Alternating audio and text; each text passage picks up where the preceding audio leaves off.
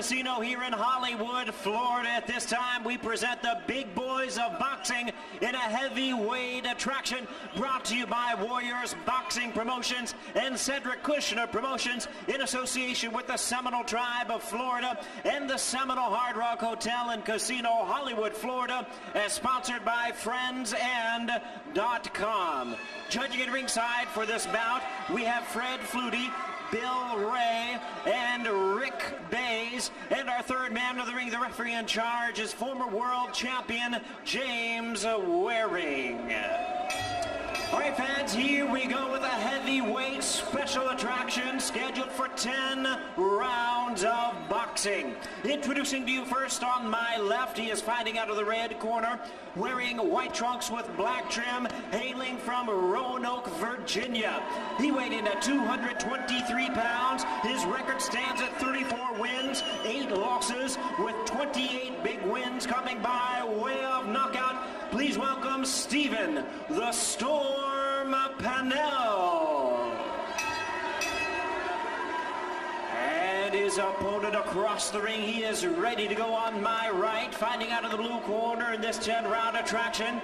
Wearing red trunks with black trim, he hails from Port Jefferson Station, New York, now fighting out of West Palm Beach, Florida.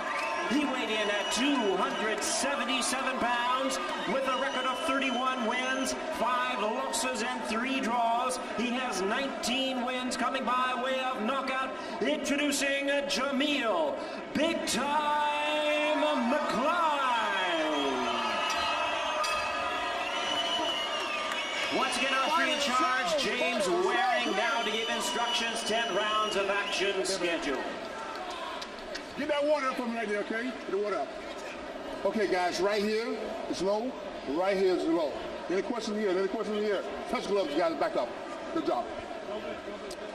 So with that, we are ready to go, and again, I would have to think Sean O'Grady has joined us back here at the table. I have to think, Champ, that Mccline is just going to try to jump it. Well, he has to do something to ignite his career. Nobody talking about Jameel Mccline now in the heavyweight division. They're talking about other fighters, not Mccline. Mccline has to do something here that to raise some eyebrows, to make people think, you know, Jameel Mccline. So he's going to have to jump right on it. And that's what guys at this level have done with Panell. And they've been successful. And I'm sure Mccline knows that, so he's got to try to measure up. And he's starting to ball. Mccline is a big heavyweight with a big heavyweight punch.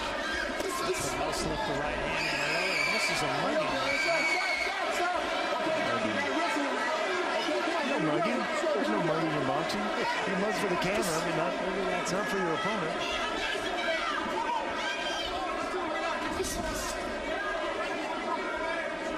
Now coming off of his best victory, has some confidence. Good jab from Mccline. He has. I think Panell felt that too.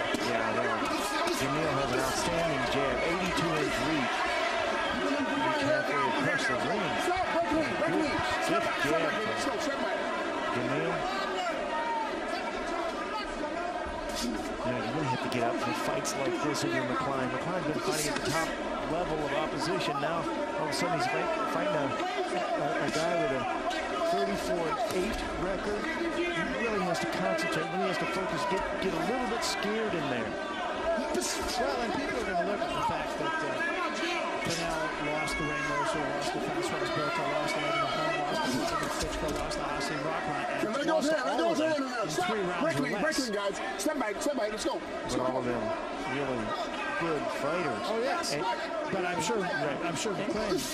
And McCline wants to draw a comparison. He says, look, if I can get somebody like a Panell out of there sooner than those guys, I should have a easier time or a fight with those guys. Precisely. That's exactly my point. So if he does wind up going 5, 6, 7, or even to a decision, all of a sudden, in the eyes of the boxing public, maybe he's not quite as impressive as he would have liked to be.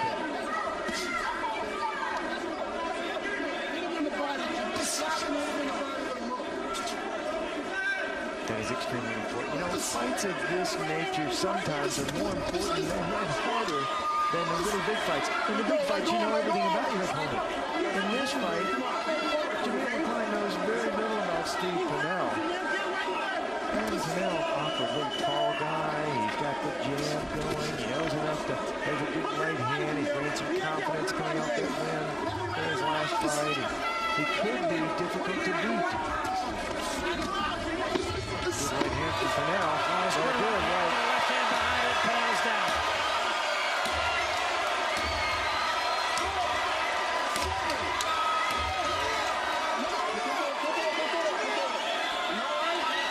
Well, he got up, shaking his head, yes. Or was it just shaking his head? Maybe his head is shaking.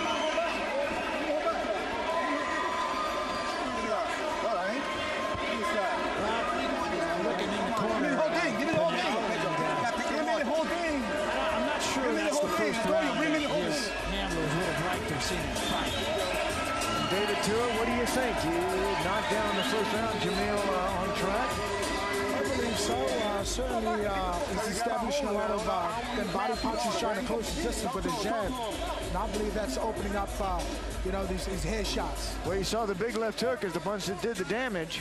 Right, And he's kind of smothering him. Is that the right thing to be doing? well, for Panell, I mean, he's trying to spoil the party. I mean, he's doing the best he can right now to do that.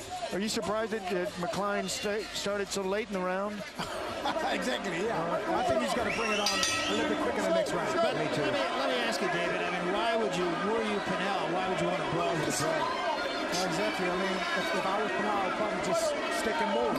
Here's my jab, and he's trying to go in and use different angles, obviously. And he's still trying to fight with it. He's taking the fight to him, and he's in there with a bigger, stronger guy. Panell is. Mccline can hit 277. Can you imagine 277 pounds on your chin? Oh, it's too much. Big.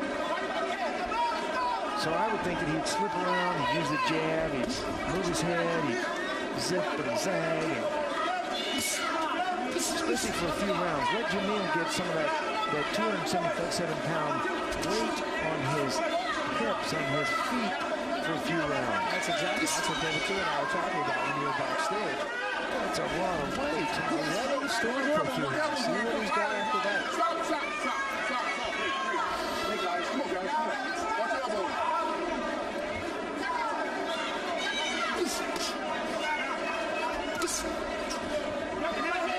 Jameel's a good pro, too.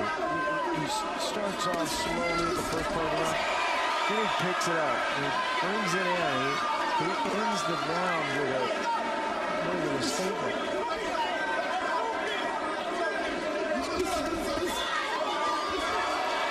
Jab to the body and then right hand to the head. Panell says, no, that doesn't hurt, which of course means it hurts. They all hurt.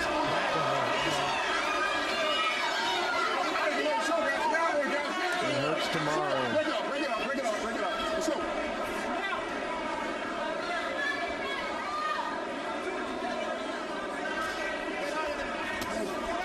Let go, guys. Sneaky right hand from Panell. Nothing sneaky about that right hand. Made him mad. Second time down. You okay? You all right for sure? Step forward. Let's go.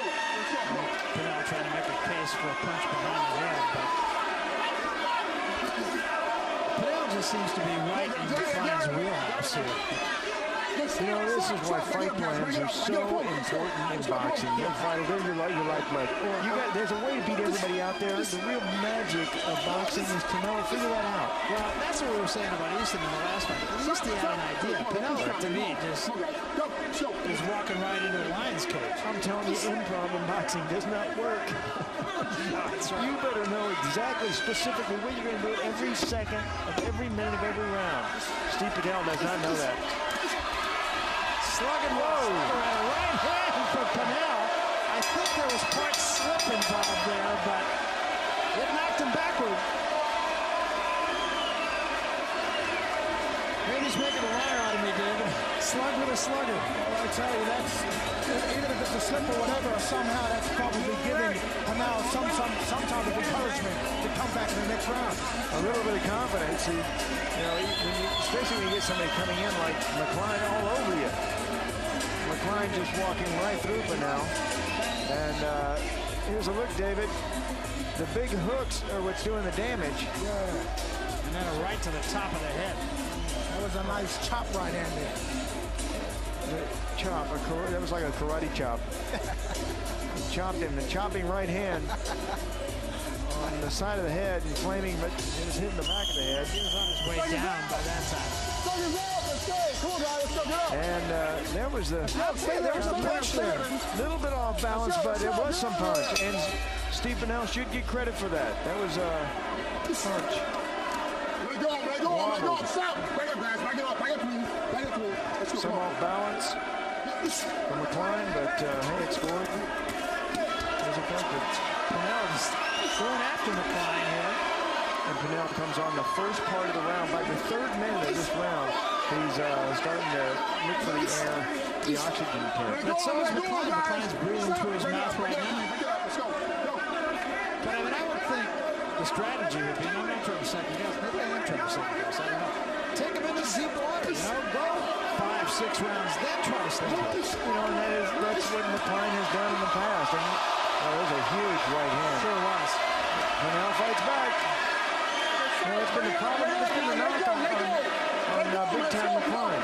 Late in the rounds, he gets lethargic in the fights. He's got great skills in the ring.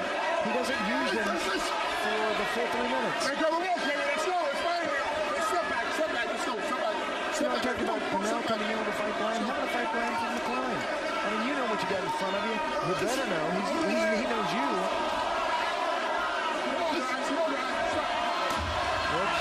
I don't know if that was a knockdown or a walkdown. I don't think I said it was a knockdown. But I do think Panell's a little gassed here.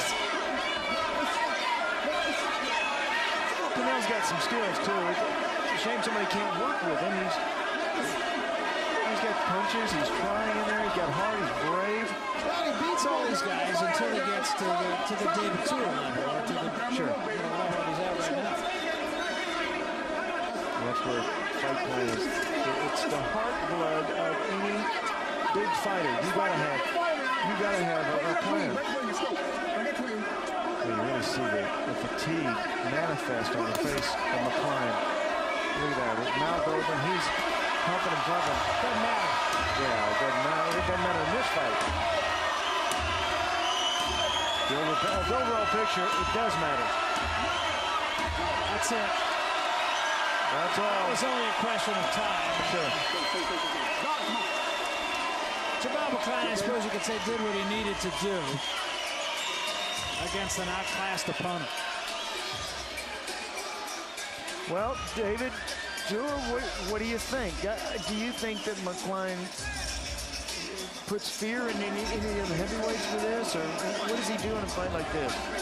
Well, if anything else, he's establishing his career again, getting back into the swing of things in the heavyweight division. And, Panell did a good job. He did the best he could. He's got a lot of heart. He went out and he tried, but, it fell short. And what about for Jameel now? Does he continue working to fight next month or 2 months from now, or what do you think his roadmap is to go back to the top of boxing? Well, personally, if I was Jameel, I would certainly be doing, continuation after this, maybe a month time. But then again, certainly Jameel has his own plan, so who knows? Yeah, what about the 277 pounds? Does that hurt him or help him? Well, it seems like he seems to be guessing a little bit after the second round. Maybe that it has a lot to do with him having, a lot of weight on. So, but he seems to be carrying it all right. 277, he has been that. I said it was the heaviest he ever was. He's been 277 in one other fight, and that was a third-round stoppage. Well, at 6'6", you can carry just about any weight. Pretty good. There is the final knockdown. Once again, here it is with Mccline. He's still got the power. He's got the size. He's got so many skills, and he's so good. Just a matter of putting it all together. Well, I suspect that this will fall into that category of tune-up for McCline, and we'll see him in there against, I would have to think, one of the upper echelon heavyweights, if not the guy on our right. You want any part of him? Who knows? Who knows? Boxing is an exciting game, and you just never know. All right, let's make it official. I think we're going to know about this fight. Here's Jimmy Leonard. Ladies and gentlemen, we have the time of 2 minutes, 36 seconds in round number 3. Our referee in charge, James Waring, reaches the count of 10. He is the winner by way of knockout, Jameel Big Time Mccline. Well, Jameel Mccline is a winner here, and again, I would have to put this fight in that category of tune-up fight. I don't think there's any question, David. He's not in the best shape he's ever been in, and use this just to get a little bit of work outside the gym. Well, if anything else, it's work for him. It's tough sparring, so to speak, for him tonight, but he did what he had to do. Well, I think that's the bottom line, too. And Panell, of course, really fought right into his hand. I mean, he came after him, and we were saying earlier, I mean, you don't slug with a slugger. At least not early in the fight. He had to go, but like I said, he fell short. He did give it his best. He tried to spoil him a little bit, but somehow Jameel was too strong, and he finished the job. We were talking about, do you want any part of him? It's the old adage of styles make fights. I think your style against Jameel Mccline, very successful style.